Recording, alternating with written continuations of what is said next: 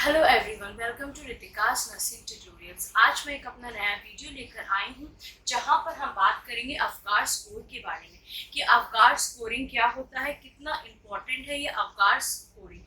तो आइए आज का हम अपना वीडियो स्टार्ट करते हैं। वीडियो स्टार्ट करने से पहले मैं आप सभी से रिक्वेस्ट करूँगी कि अगर आपने अभी तक मेरे चैनल को सब्सक्राइब नहीं किया है तो प्लीज़ मेरे चैनल को सब्सक्राइब करें, इस वीडियो को एंड तक देखें।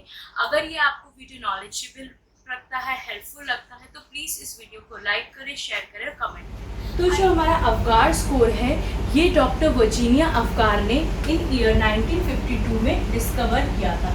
जो हमारा अवगार स्कोर है ये एक मैथमेटिकल मेथड है जहाँ पर जो है हम कैलकुलेट करते हैं कि जब बच्चा यूट्रीन एनवायरनमेंट से एक एक्सटर्नल एनवायरनमेंट में आता है तो वो अपने आप को सरवाइव कर पाता है कि नहीं, स्टेबलाइज कर पाता है कि नहीं। जब वो यूट्रीन एनवायरनमेंट से एक्सटर्नल एनवायरनमेंट में आता है तो कितना समय लेता है अपने आप को स्टेबलाइज करने में और उस सिचुएशन में वो अपने आप को सरवाइव कर पाता है कि नहीं। तो वहाँ पर जो है हम अवगार स्कोरिंग के द्वारा ये फाइंड आउट करते हैं कि जो बेबी है वो यूट्रीन एनवायरनमेंट से जब एक्सटर्नल एनवायरनमेंट में आता है तो वो अपने आप को किस तरीके से स्टेबलाइज करता है, वो सरवाइव कर पा रहा है कि नहीं। जहाँ पे जो अगर हम देखते हैं जो अवगार का जो टाइमिंग है, यहाँ पे हम देखेंगे अवगार टाइमिंग्स, यानी हम कब अवगार को ले सकते हैं, कैसे स्कोर करते हैं, किन टाइमिंग्स पे।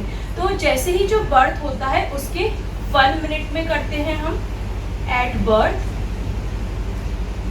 1 मिनट। उसके बाद आफ्टर 1 मिनट हम फिर देखेंगे 5 मिनट्स और उसके बाद 15 मिनट्स।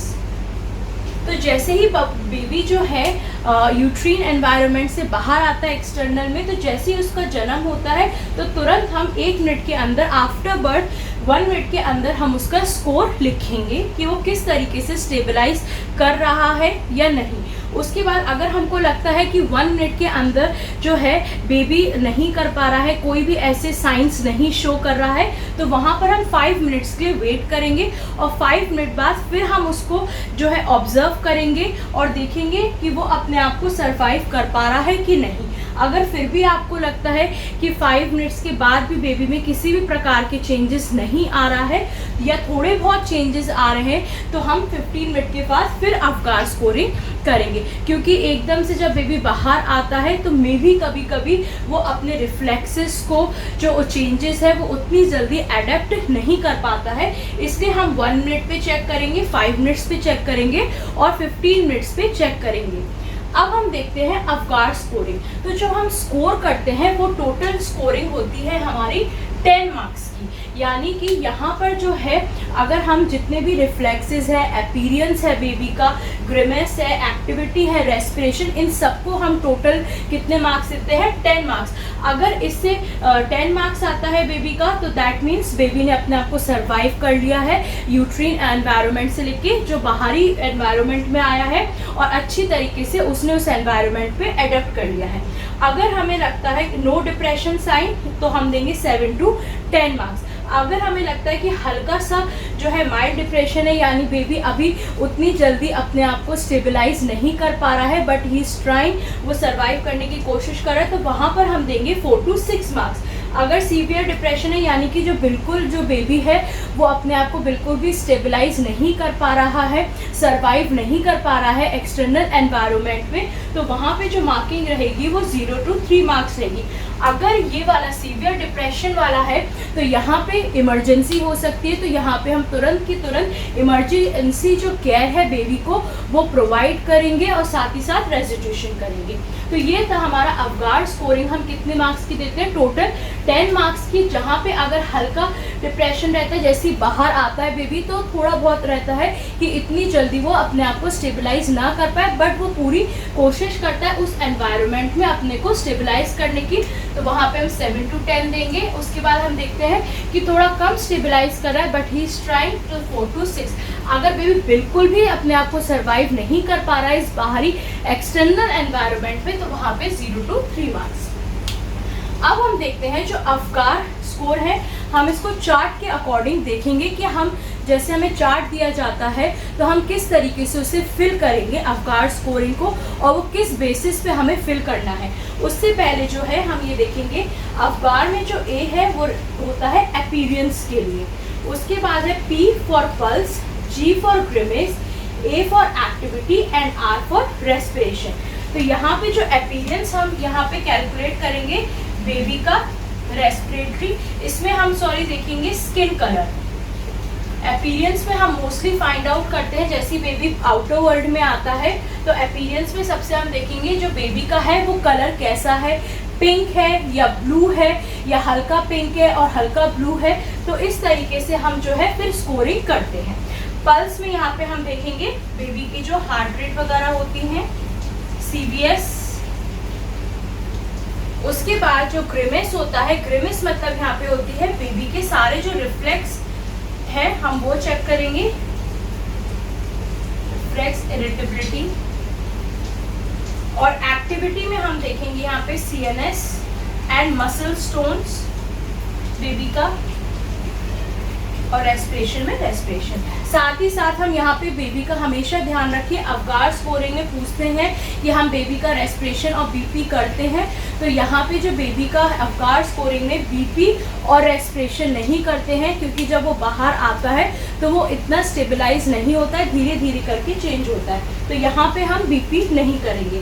तो हमने देखा जो मेन रहता है, हम देखते हैं अवगाड़ स्कोरिंग में बेबी का अपीयरेंस यानी उसका स्किन कलर कैसा है, पल्स, हार्ट रेट वगैरह चेक करेंगे, उसकी जितने भी रिफ्लेक्स एक्शंस हैं, हैंड, शोल्डर्स, मसल टोन्स वगैरह ये सब हम चेक करेंगे। और ग्रिमेस में हम ये भी देखेंगे कि बेबी रो रहा है, क्राई कर रहा है कि नहीं कर रहा है, और उसके CNS के बारे में।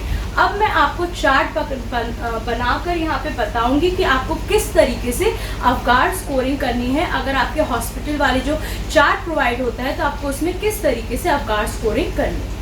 तो जो हमारा चार्ट रहता है अवगाड़ स्कोरिंग का वो इस तरीके से रहता है जिसमें हम देखते हैं respiration, heart rate, muscle stone, reflex response and skin colour. तो अब हम देखेंगे कि हमें किस तरीके से मार्किंग करनी है। तो रेस्पिरेशन अगर एब्सेंट है तो यहाँ पे हम 0 मार्किंग करेंगे, अगर हम देखेंगे इरेगुलर हो रहा है यानी स्लो है तो हम 1 मार्किंग करेंगे, और अगर रेस्पिरेशन अच्छा है तो यहाँ पे हम 2 मार्किंग करेंगे। अब हम देखते हैं heart rate, if it is absent तो 0, अगर बिलो 100 है तो 1, अगर मोर देन 100 है तो 2 मार्किंग करेंगे। मसल टोन्स में हम देखेंगे जो अगर उसकी जो मसल्स है वो फ्लैसिड या वीक है तो हम 0 मार्किंग करेंगे, अगर आपको कुछ फ्लेक्शन दिखता है उसकी एक्सट्रीमिटीज़ में तो हम 1 मार्किंग करेंगे, और अगर जो बेबी है उसकी जो बॉडी मसल्स है वो बहुत ज़्यादा एक्टिव हैं, अच्छे से रिस्पॉन्स कर रही हैं रिफ्लेक्सेस उसके मसल्स, तो हम यहाँ पे 2 उसको मार्क करेंगे। अब हम देखेंगे रिफ्लेक्स रिस्पॉन्स, अगर बेबी जो है रिस्पॉन्स नहीं कर रहा है, अगर आप उसको पिंच करते हैं या कुछ भी करते हैं तो वो रिस्पॉन्स नहीं कर रहा है तो हम 0 मार्किंग देंगे, अगर वो थोड़ा बहुत जो है रिस्पॉन्स कर रहा है, थोड़ी देर बाद उसने रिस्पॉन्स किया है तो हम 1 मार्किंग देंगे, लेकिन अगर बेबी बहुत जैसे ही आपने उसको पिंच किया या वो आउटर वर्ल्ड में आया, वो रोया, अच्छे से रोया, तो हम उसको वहाँ पे 2 मार्किंग करेंगे। फिर यहाँ पे हम स्किन कलर देखेंगे, अगर जो बेबी का जो स्किन कलर है वो ब्लू पेल है जिसे हम लोग बोलते हैं सेंट्रल साइनोसिस, तो वहाँ पे हम 0 मार्किंग करेंगे। अगर बेबी की जो बॉडी है यानी जो उसका अपर है वो पिंक है लेकिन जो उसकी एक्सट्रीमिटीज़ है लोअर वो ब्लू है तो वहाँ पे हम 1 मार्क करेंगे, इसको हम लोग बोलते हैं पेरिफेरल साइनोसिस। अगर बेबी की बॉडी जो है कम्प्लीटली पिंक है तो वहाँ पे हम बेबी को टोटल 2 मार्किंग देंगे, तो इसको हम कैलकुलेट करेंगे तो ये टोटल 10 मार्क्स आता है। तो इसी तरीके से हम अवगाड़ स्कोरिंग करते हैं। तो ये था आज का हमारा वीडियो जहाँ पे मैंने आपको बताया कि किस तरीके से आप अवगाड़ स्कोरिंग कर सकते हैं और ये किस तरीके से हेल्पफुल है कि हम बेबी का जो है प्रॉपर तरीके से एक मैथमेटिकल आइडेंटिफिकेशन कर सकते हैं कि बेबी जो है प्रॉपर रेस्पिरेट कर रहा है, उसकी हार्ट रेट के बारे में, मसल स्टोन के बारे में यानी बेबी कितना एक्टिव है, उसके रिफ्लेक्सेस प्रॉपर तरीके से काम कर रहे हैं, उसका स्किन कलर क्या है और वो अपने आप को स्टेबलाइज या सर्वाइव कर पा रहा है यूट्रिन एनवायरनमेंट से लेके आउटर एनवायरनमेंट में कि नहीं। तो अब हम मिलेंगे हमारे नेक्स्ट वीडियो में, जहां पर हम डिस्कस करेंगे स्पर्मेटोजेनेसिस के बारे में। आई होप आपको ये वीडियो पसंद आया है। अब हम मिलेंगे नेक्स्ट वीडियो में। Thank you so much.